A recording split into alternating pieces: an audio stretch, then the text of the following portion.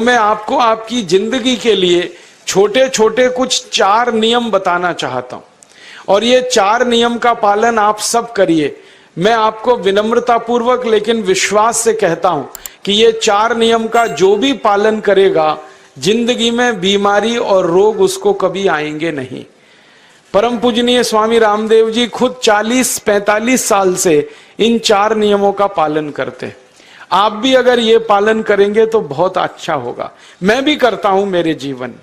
मैं पिछले 15 वर्षों से योग प्राणायाम करता हूं, उसके साथ कुछ नियम मैंने बनाए हैं, वो नियम का पालन करता हूं और वही नियम आपको बताना चाहता हूं। स्वामी जी पालन करते हैं, मैं करता हूं, हमारे लाखों योग शिक्षक करते हैं, और इन नियमों का पालन करने से हमको इतना लाभ हुआ है कि कभी बीमारी आती नहीं। 15 साल से मैंने हर बार मेरा बीपी चेक किया, नॉर्मल है, शुगर नॉर्मल है, ट्राइग्लिसराइड्स नॉर्मल है, कोलेस्ट्रॉल नॉर्मल है। पिछले 15 साल में कभी सर्दी जुकाम भी नहीं हुआ, गला भी नहीं बैठा, कभी हॉस्पिटल नहीं देखा, कभी डॉक्टर के पास नहीं गए, क्योंकि जरूरत नहीं पड़ी।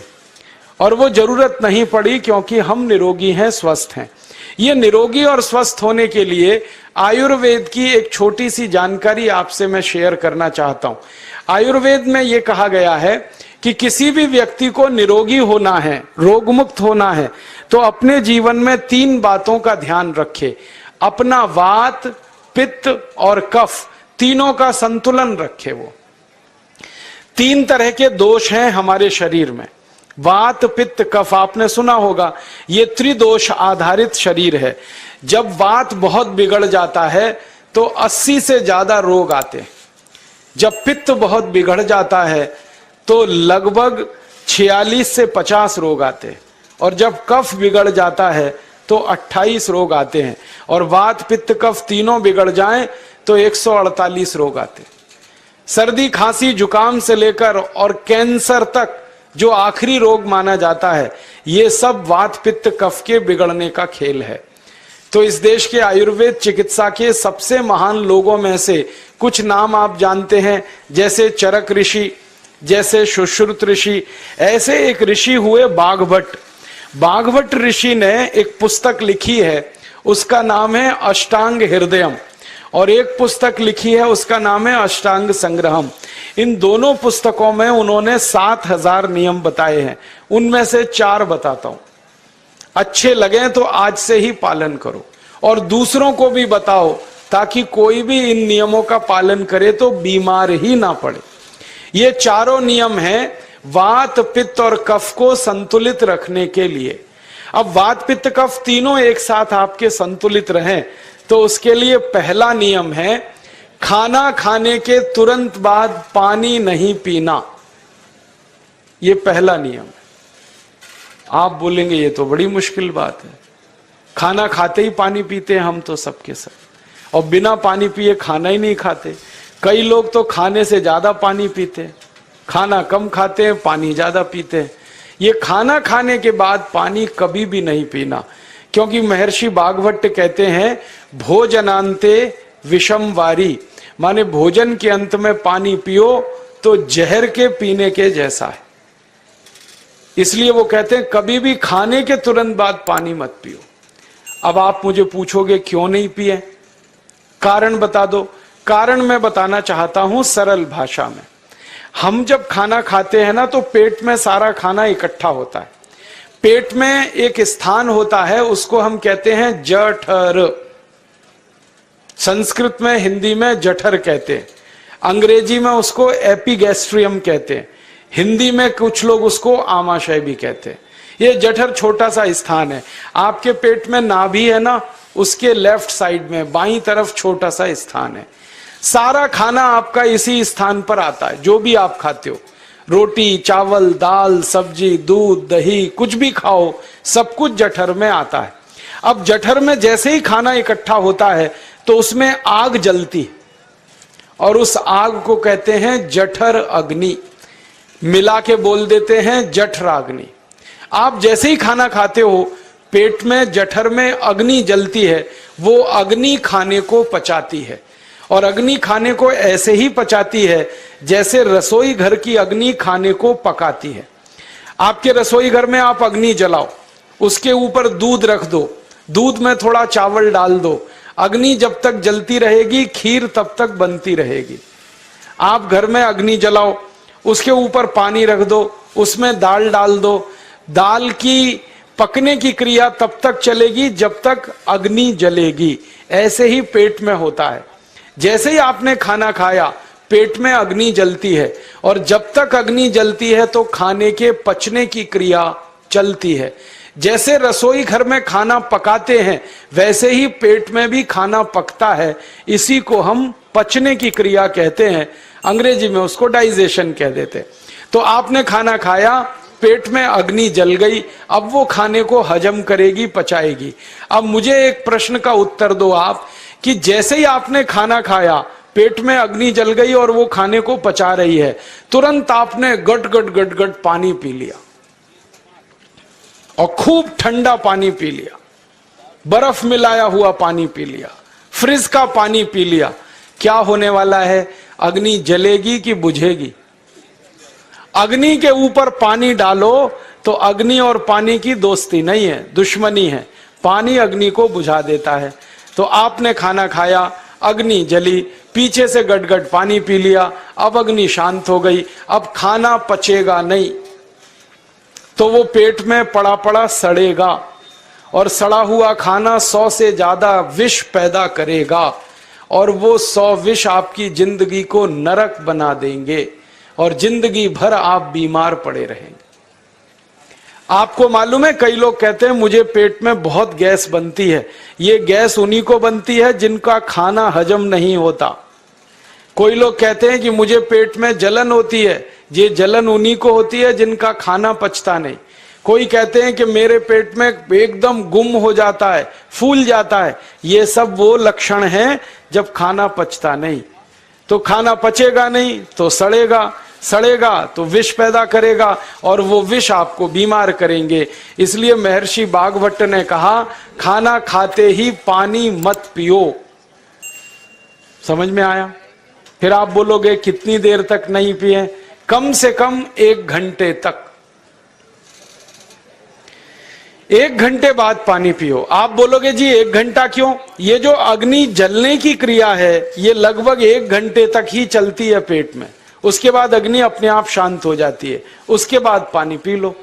तो खाना अगर 10 बजे खाया तो 11 बजे पानी पियो, 11 बजे खाया तो 12 बजे पियो, 12 बजे खाया तो 1 बजे पियो, 1 घंटे बाद पानी पियो। अब आपके मन में यह सवाल आ सकता है कि खाना खाने के पहले पी लें क्या? हाँ पी लो, 40 मिनट पहले पेट भर के पानी पी लो। 10 बजे खाना खाना है, 9:20 पे खूब पानी पी लो, जितना पी सकते हो। 11 बजे खाना खाना है, 10:20 पे पी लो, खूब पानी पी लो, 40 मिनट पहले। आप और एक सवाल पूछ सकते हो कि अच्छा ठीक है, खाने के बाद पानी तो नहीं पिएंगे, कुछ और पी सकते हैं क्या पानी को छोड़कर? तो उसके लिए बागभट्ट जी कहते हैं कि खाने के तुरंत बाद अगर पीना है तो दही की लस्सी पियो, मट्ठा। खाने के बाद अगर तुरंत पीना है तो फलों का रस पियो, गन्ने का रस पी लो, संतरे का रस पी लो, मौसमी का रस पी लो, अनार का रस पी लो। अब आप कहोगे ये सब महंगी महंगी चीजें बता रहे हैं, गन्ने का रस, संतरे का रस, अनार का रस, पैसे तो है नहीं। तो सबसे सस्ता रस है नींबू का ही रस पी लो, शिकंजी बना के पी लो, वो तो सबसे सस्ता है। तो खाना खाने के बाद या तो दही की लस्सी पियो या रस पियो। और एक तीसरी चीज है, दूध पी सकते। तो खाने के तुरंत बाद पीना है तो दही की लस्सी या मट्ठा, खाने के तुरंत बाद पीना है तो कोई फल का रस, खाने के तुरंत बाद पीना है तो दूध। पानी 1 घंटे बाद पियो। और अगर एक बात ध्यान रखो तो अच्छा है कि सवेरे खाना खाते हैं जिसको हम ब्रेकफास्ट कहते हैं, नाश्ता, तो फलों का रस पीना अच्छा, दोपहर को खाना खाएं तो लस्सी और मट्ठा पीना अच्छा, और रात का खाना खाएं तो दूध पीना अच्छा। जो लोग इस नियम का पालन कर सकते हैं जिंदगी में कभी भी 80 रोग उनको नहीं हो सकते। वात पित्त कफ तीनों ही इस एक छोटे से नियम से संतुलित रहते हैं। तो ये पहला नियम मैंने आपसे कहा। दूसरा नियम एक और है, और वो नियम ये है कि पानी कभी भी पियो, घूट घूट भर के पियो। जैसे गरम चाय पीते हैं, गरम कॉफी पीते हैं, गरम दूध पीते हैं, एक एक घूट भर के, एक एक सिप करके, ऐसे ही पानी पीने की आदत डालो। ये मुंह में एक बार गिलास लगा लिया, गटागट उसको खाली कर दिया, ये तरीका गड़बड़ है। एक घूट पानी, दो घूट पानी एक बार में उतना ही पियो। आप बोलोगे ये क्या चक्कर है? बात ऐसी है कि एक एक घूट पानी जब हम पीते हैं तो मुंह की लार पानी के साथ मिलकर पेट में अंदर जाती है, और ये जो मुंह की लार होती है ये क्षारीय होती है और पेट में हमेशा अम्ल बनता रहता है। तो एक घूट पानी पिया, मुंह की लार इसके साथ अंदर गई, दो घूट पिया और ज्यादा गई, बार बार लार अंदर जाएगी तो क्षार पदार्थ पेट के अम्ल के साथ मिलेगा। पेट में अम्ल बनता है, मुंह में लार क्षारीय होती है। तो ये क्षार को अम्ल में मिला दिया जाए और ये अच्छे तरीके से मिलकर पेट में जाए तो कभी भी कोई व्यक्ति के पेट को अम्लता नहीं होती, एसिडिटी नहीं होती। और पेट में अम्लता नहीं होती तो रक्त में अम्लता नहीं होती, और जिनके रक्त में अम्लता नहीं होती उनकी जिंदगी में कभी भी वात पित्त कफ के असंतुलन की स्थिति पैदा नहीं होती। इसलिए पानी घूट घूट करके पीना। मैं आपको एक छोटा सा मेरा ऑब्जर्वेशन बताता हूं, परीक्षण। आप भारत देश में या दुनिया में कहीं भी जाओ, मनुष्य को छोड़कर पशु पक्षियों को देखना शुरू करो, वो पानी कैसे पीते। किसी चिड़िया को पानी पीते हुए देखो, किसी पक्षी को पानी पीते हुए देखो, वो चोंच के एक बूंद ही के बराबर ही पानी उठाता है। एक बार में एक बूंद पानी लेगा, फिर थोड़ी देर चोंच चलाएगा, फिर पिएगा, फिर दूसरी बूंद लेगा, फिर चोंच चलाएगा, फिर पिएगा, फिर तीसरी बूंद। एक एक बूंद पक्षी पानी पीता है। कुत्ते को पानी पीते हुए देखो, चाट चाट के पानी पीता है। शेर को पानी पीते हुए देखो, चाट चाट के पानी पीता है। जितने जानवर चाट कर पानी पीते हैं, जितने पक्षी एक एक घूंट पानी पीते हैं, किसी भी पक्षी और किसी भी जानवर को डायबिटीज नहीं है, किसी को अर्थराइटिस नहीं है, कोई पक्षी ओवरवेट नहीं है, कोई पशु ओवरवेट नहीं है। वो सब स्लिम और ट्रिम है, क्योंकि वो इतने होशियार हैं कि पानी चाट के पीते हैं या घूट घूट करके पीते। अब मुझे ये हैरानी होती है कि ये पशु पक्षियों को कौन सिखाता है? वो अपने जन्म से ये ज्ञान सीख के आते।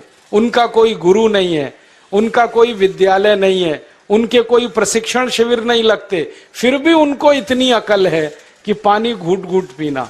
और हम ये मनुष्य जिनके इतने गुरु, इतने विद्यालय, इतने कॉलेज, सीखने वाले, सिखाने वाले, और हम मूर्खों के मूर्ख गटागट गटागट पानी पीते रहते। तो पानी पीने का तरीका बदल दो, घूट घूट भर के पानी पियो। ये दूसरा नियम है। तीसरा नियम है कि जिंदगी में कितनी भी प्यास लगे, ठंडा पानी कभी मत पियो। बर्फ डाला हुआ पानी, फ्रिज में रखा हुआ पानी, वाटर कूलर का पानी जिसका तापमान बहुत कम है, ये कभी मत पीना। क्यों?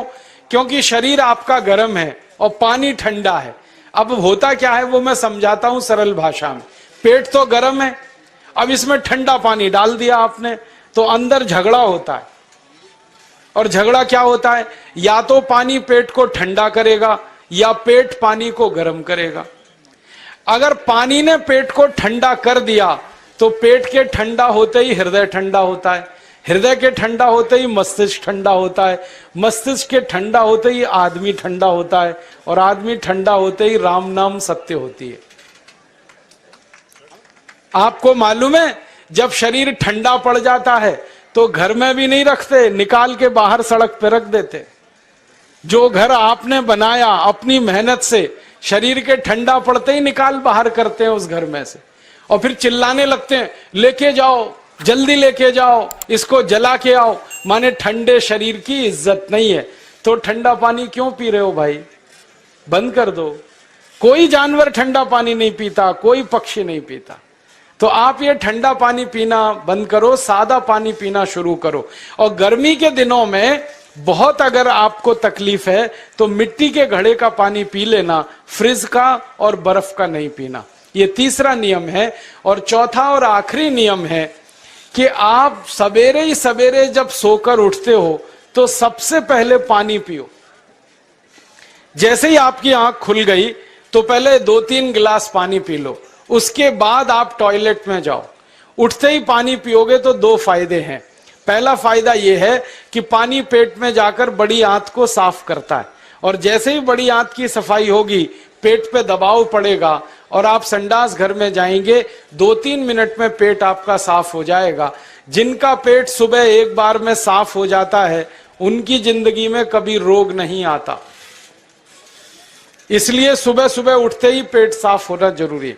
और उठते ही पानी पियोगे तो मुंह की जो लार है वो पानी के साथ मिलकर अंदर जाएगी।